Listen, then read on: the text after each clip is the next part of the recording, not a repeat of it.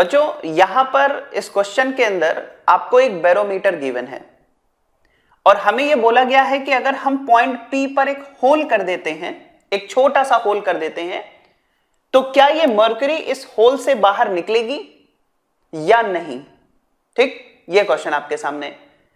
इसके लिए बच्चों आपको करना यह चाहिए कि जैसे मान लीजिए बच्चों ये सिचुएशन हमें गिवन है, ठीक है, ये अपने पास बैरोमीटर है, बस छोटा सा पार्ट में उसका ड्रॉ कर रहा हूं जितने से अपने को मतलब है, ठीक है। और बच्चों यहां पर अगर आप देखो तो यहां तक मरकरी है, ठीक है, ये मरकरी है, इसके नीचे सभी जगह मरकरी है।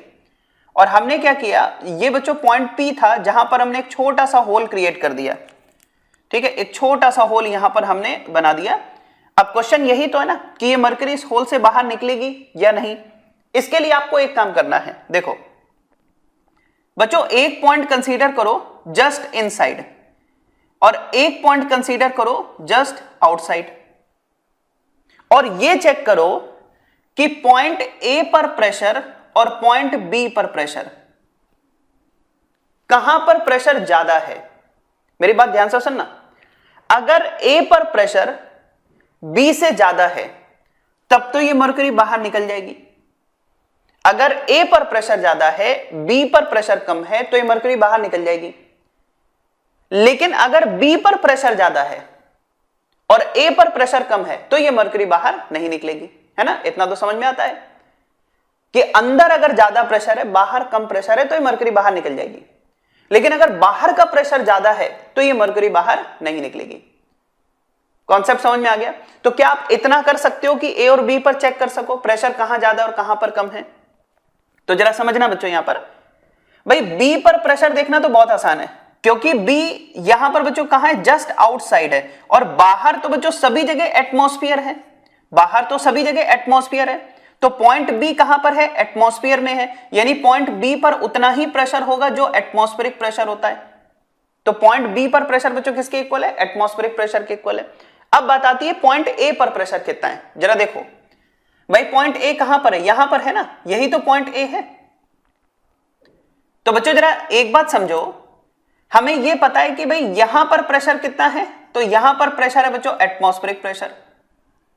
अगर मैं आपसे पूछूं यहां पर प्रेशर कितना है, तो आपको पता है बच्चों ये दोनों सेम हॉरिजॉन्टल लेवल पर हैं, सेम लिक्विड में, इसलिए यहां पर भी प्रेशर कितना हो गया, एटमॉस्फेरिक प्रेशर।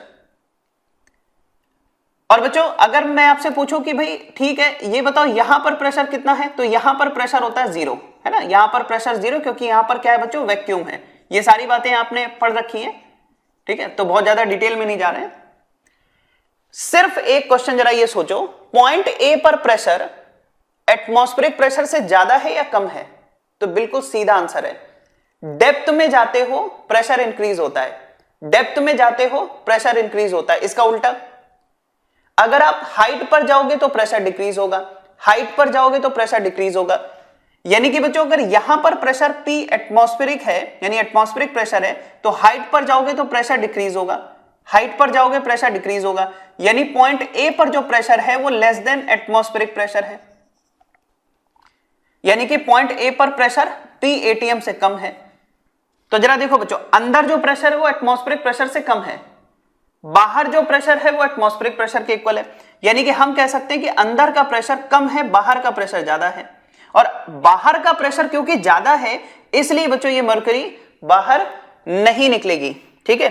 तो आंसर बच्चों यहां पर क्या होगा, नो, क्योंकि हमसे बच्चों यहां पर पूछा है will the mercury come out from this hole, तो आंसर है बच्चों नो, ये मरकरी यहां से बाहर नहीं निकलेगी क्योंकि बाहर का प्रेशर ज्यादा है, ठीक है। तो अब आप इसको नोट कर सकते हो।